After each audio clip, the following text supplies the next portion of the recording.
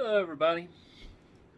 We'll be going over how to stay warm when you're camping in the winter. I don't know how many people have camped in a tent before when it's like 30, 40, 50 degrees outside, maybe even colder. It can be pretty rough if you don't plan ahead.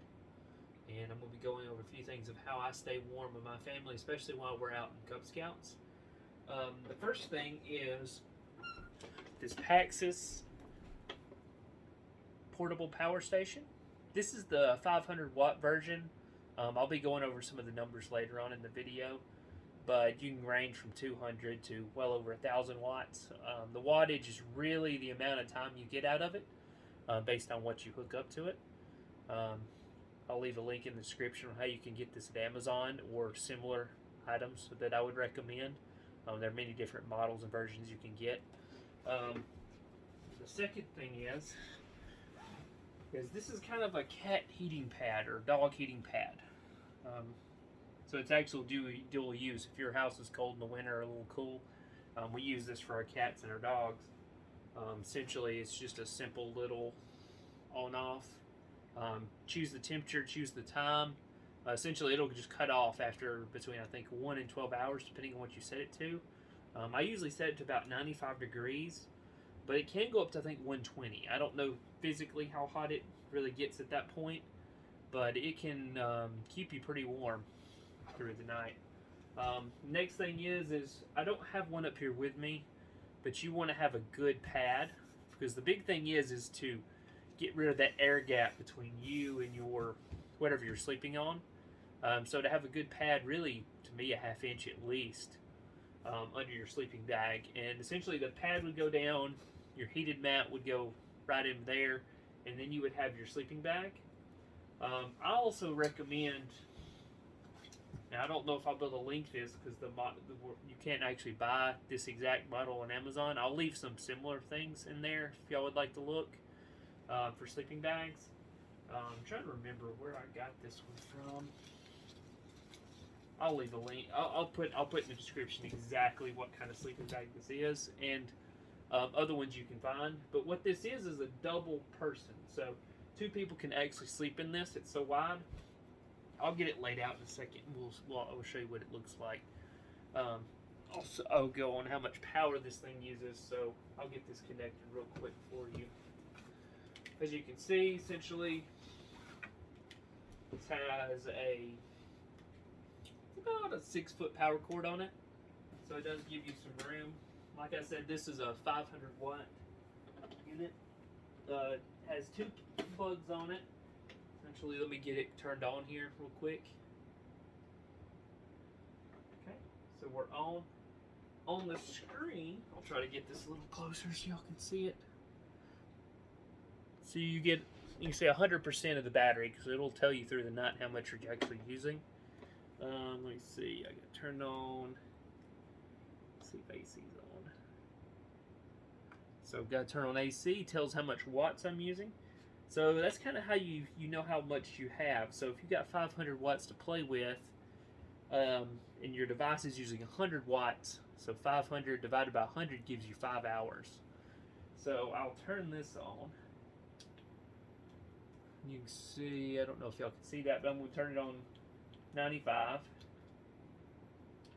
And the time doesn't matter right now, so we'll see how much power it uses.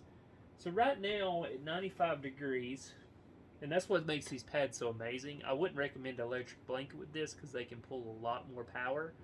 But this, we're only pulling 17, 18, 19 watts. Usually when we go camping, I'll bring 2 of these on this one power pack. So on this at a 500 watts, 2 of these gets us through the night, maybe gets us 20-30% left in power. That's also charging my phone at the same time. But you can see I don't know how easy y'all can see that. 100%, yeah. 17, 19, 20 watts. And once this thing gets up to heat, it doesn't always pull a continuous wattage. So you can see that current power just with this one would be about 25 hours. So you put 2 of these in a phone and you start drawing a good bit of power. I think about 60 watts, 70 watts is what we draw. So it ends up being maybe 8 to 10 hours, good hours, if you fully ran it through the night. Um, so that's the power pack. You also have USB plugs on this thing. Um, you also can use a solar charger if you're out there. It comes with a 24-volt charger for your car and a 120 volt for the wall in your house. So very good. So really the main thing in all this is get yourself a good cot.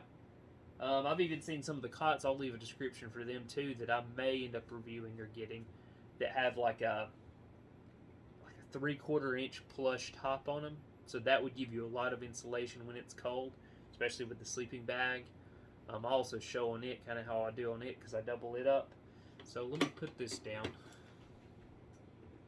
And I'll get the sleeping bag up here.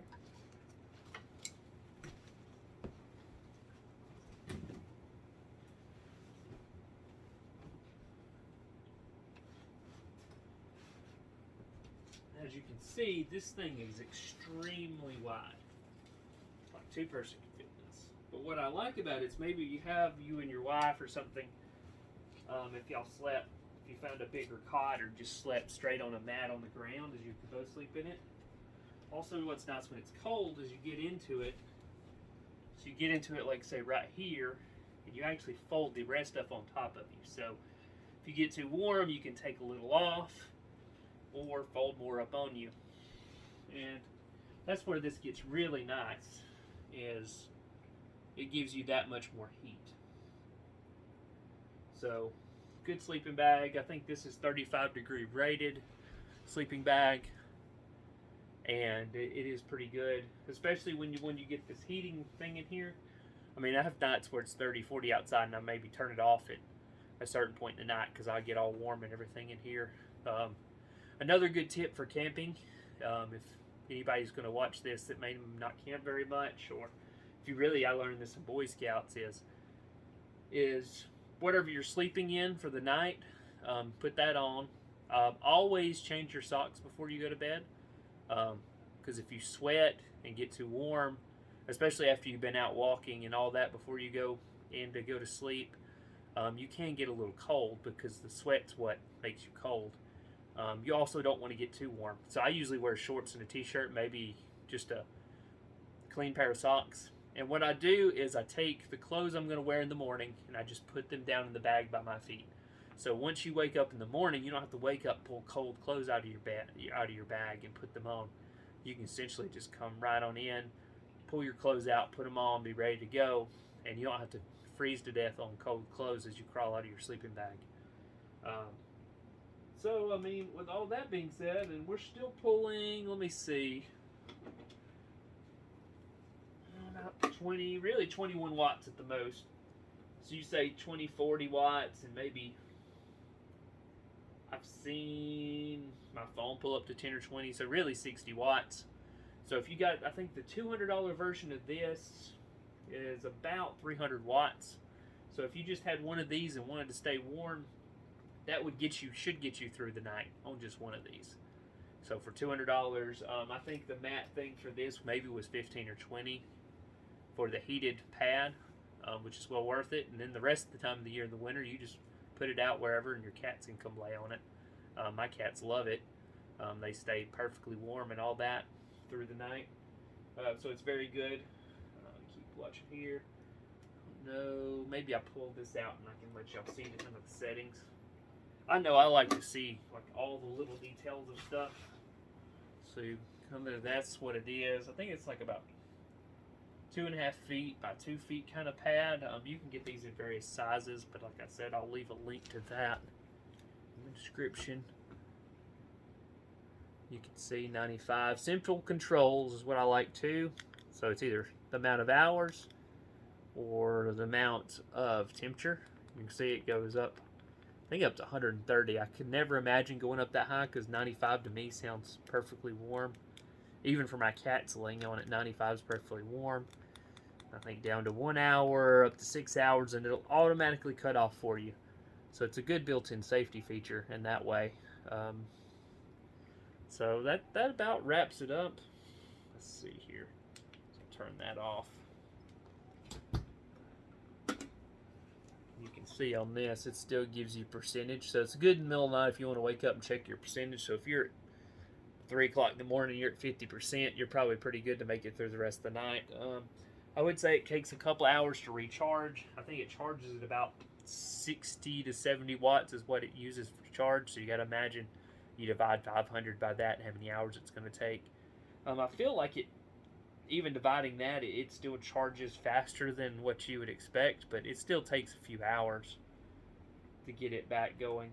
Most of the time, I guess I don't fully run it down. I mean, if you probably ran it all the way down to 0, you might have to charge it longer, but I've never actually ran it down that far. But that's about how it is on 500. I know they make much bigger ones of these that you can run all kinds of appliances and stuff on, but as far as that goes, it depends on what you need. I mean, you could about go out and run anything. It's a little bit of glamping, but to me, I'd rather be comfortable. I know my wife would want to be comfortable. My kids want to be comfortable. So it's well worth it at the end of the day. But I'll leave a link in the description on my recommendations on a lot of this. Good sleeping bag, a good pad you could roll down, really, is what you want just to get that air gap. This probably would even work in a hammock. If you were hammock camping, you could probably put that on the ground or something like that. As long as you got a long enough cord to run up in there, you can stay perfectly warm, toasty through the night. But that's about all I have right now. If y'all have any questions, y'all welcome to leave me questions, and we'll go from there. And y'all have a good day. Thank you very much.